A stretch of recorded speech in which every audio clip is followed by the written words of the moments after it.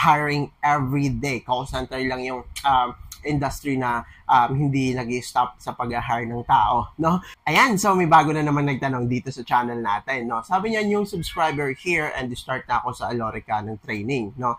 Suggestion naman daw about accounts, no? So, by the way, bago tayo may simula, congratulations nga pala for passing the interview and for getting the job, and you're hired now sa Alorica. Continue your training, don't give up, okay? Kaya mo yan. And syempre, thank you sa pag-comment at sa pag-subscribe dito sa channel natin. So, bago tayo magsimula, kung bago lang kayo dito sa channel ko, dito nga pala sa channel ko ay gumagawa ako ng mga call center videos, mga tips, and kung paano makapasok sa call center industry. No? Kung gusto niyo yung mga ganong klaseng video, huwag niyo nang kakalimutan mag-like, comment, at syempre mag-subscribe na rin kayo at i-hit nyo na rin yung notification bell para lagi kayong updated kapag may mga bago akong uploads. No? And kapag sa Facebook nyo naman ito napanood, don't forget to follow me, like this video, and share this video to your friends na gusto rin makapasok sa call center industry. So guys, bago tayo magsimula dun sa tanong niya na suggestions daw about the account, so i-explain ko muna kung ano yung accounts sa call center. No? Kasi nung nag-apply din ako, hindi ko alam na yung mga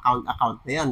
Tinanggap ko na lang yung trabaho and then nalaman ko na lang later on sa training na ako. No? So ano nga ba yung account? Guys, sa call center kasi, hindi yung tawag dito pag natanggap kayo, magko-call lang kayo. No? Meron kayong mga accounts na hahawakan dyan. So yung accounts guys, yan yung specific field na tatrabahuin nyo. So ano nga ba yung mga accounts, no? Mga accounts na mga pwede nyo mahawakan sa call center industry. Merong mga travel accounts, logistics account, meron ding financial account, healthcare account, meron telco account, and marami pang ibang accounts. So magbibigay lang ako dito sa video na to ng mga accounts na mga sikat na account, no? Mga tawag dito, kumbaga alam ng lahat, no? So guys, for example guys, na-assign kayo sa healthcare account. So sa healthcare account guys, yan i-assist niyo yung mga pasyente ng hospital, no? So or specific hospital or clinic, no? Sometimes mga doctor din yung ina-assist niyo about sa gamot, about sa product na ini-inquire nila, no? So and also tawag dito sa travel account naman, diyan naman yung i-assist niyo yung mga customer na magta-travel outside the country, no? So diyan yung may encounter yung mga lugar na hindi nyo mai-pronounce, no? So mahirap i-pronounce pero lugar, no? Magtatanong na lang kayo sa sarili, lugar pa ba to? No? So and also meron ding financial account, no? Sa financial account, yan yung mga paborito ng mga nag-accountancy kasi about banks yan, no? Sa mga bangko sa US or sa ibang bansa na kinikater ng company na pinag-applyan nyo. And yun yung hahawakan nyo, mga i-assist nyo dyan, mga tawag dito, mga customer din nila, no? Mga customer ng bangko. At syempre, introduce sa kanila yung mga products ng banks nyo. No? So, and meron din, syempre, meron ding telco account. So, sa telco account, guys, yung telco, say for example, sa US, ayan yung mga phone products, sa mga phone, mga tablets, mga unlimited calls, unlimited text, mga ganun. And other promos na meron pa yung telco company na inire-represent ng kumpanyang pinag-applyan nyo. So, maraming kumpanya na maraming hawak na account. So, minsan pwede kayong makapili, no? So, kung may preferred kayo na account, pwede nyo i-request yun, no? Kapag naipasa nyo yung interview and process and assessment dun sa account na yun, pwede kayong may assign doon sa gusto nyong account, no? Kasi ako hindi ako nakapili nun. Kasi hindi ko alam kung anong account. So, telco account pala. Kasi guys, yung telco, meron siyang reputation as the hardest account. Sabi nila, no, sa call center world, the telco account is the hardest one, no? Kasi based sa mga nakasama ko na galing na sa financial account, sa healthcare account before, na unlike telco daw sila, napaka-transactional, napaka-smooth ng transaction. No? And sa telco kasi, maraming galit na customer. Siyempre, hindi sila makatawag, hindi sila makatext. Siyempre, magagalit talaga yon. So, nahihirapan daw sila mag-build ng rapport. Unlike sa ibang account na hindi mo na kailangan mag-build ng rapport and napakabilis lang ng call. No? And sa telco, laging queuing. No? Laging queuing sa telco, hindi nag-a-avail. Minsan, no? Kapag mag-avail ng sobra sa telco, magulat na kayo. No? Mawawala na yung account ng na hinahawakan nyo. Madidissolve na. Pag sinabing madidissolve, matatanggal na yung account na yun sa company nyo and maaari kayong mawalan ng trabaho or floating. But sometimes, no, yung company na natatanggalan ng account is nililipat nila yung mga employee or empleyado sa account na yun sa ibang account, no, para i-training ulit and hindi mawalan ng trabaho. So yun naman yung obligasyon ng company sa inyo, no. So aside sa mga ganong accounts, kaya yung mga ganong account is yun yung mga permanent account. Meron naman account na tinatawag na seasonal, no. Seasonal account, pinakamatagal na siguro yung 1 year or 6 months sa seasonal account, no. So seasonal account is yung training dyan, sometimes a week or 2 lang, no. So meron ako dating kasama na katrabaho na nag-Amazon siya, seasonal account lang, and after nun, inilipat na sila sa ibang account na hawak na company nila, no. So madi-dissolve agad yun kapag sinabing seasonal.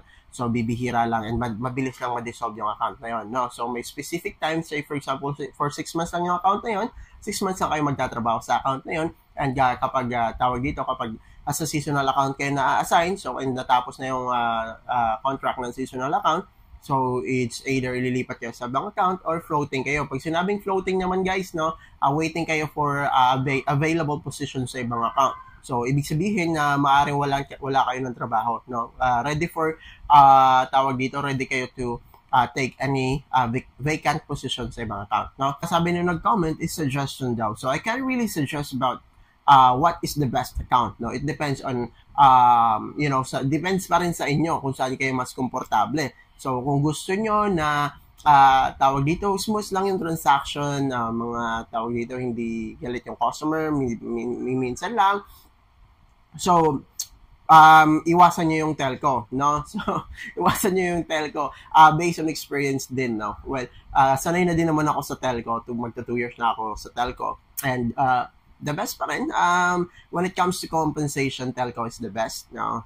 Incentives, maraming incentives. And syempre, pagdating naman sa mga customer, marami talaga kayong makakaaway pagdating sa telco, no, sa telco account. But on the other account, sabi nila, no, kasi hindi ko pa naman handle yung ibang account, binigyan ko lang kayo ng mga ideas about accounts, no. So sabi nila, napaka-smooth lang daw yung transaction, financial, healthcare, ano pa ba, travel account, mga ganon.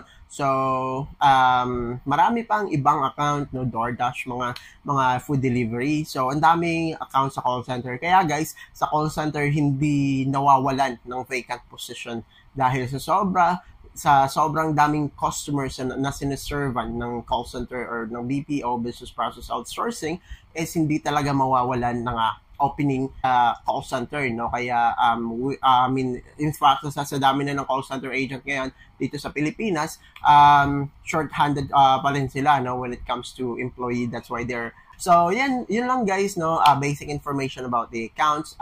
Kayo na lang pumili kung ano yung gusto nyong account, no. Request nyo kung sa company nga applyan nyo, kung meron man na ito yung gusto kong account, pwede ba to, ganon. But I would suggest na don't request anything, kasi if you really want a job na makuha mo kagad yung trabaho, kasi yung company isa-suggest ka nila sa account wherein there are a lot of employee needed in that account, no? Kasi kapag nag-request ka sa specific account na hindi naman kailangan ng tawag dito ng tao, so madalas mahirap yung assessment yan, especially kapag newbie ka pa lang, no? So just accept whatever accounts na ibibigay sa inyo, and then just pass that, and then later on kapag may experience na kayo, transfer or reapply, no? So yun lang yung may advice ko sa inyo, no? So yun lang guys, no, para sa video natin ngayon. Salamat again sa pag-subscribe and sa pag-comment dito sa channel ko. And salamat sa lahat-lahat. Congratulations for passing the interview.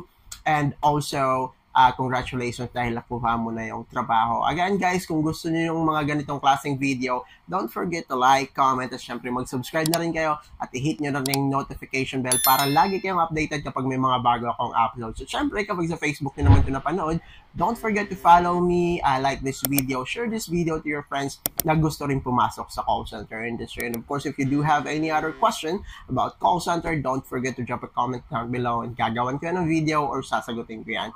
Magre-reply ako sa mga comments. So yun lang, this is JC Legaspi again. Thank you for watching. Adios, amigo. Bye-bye.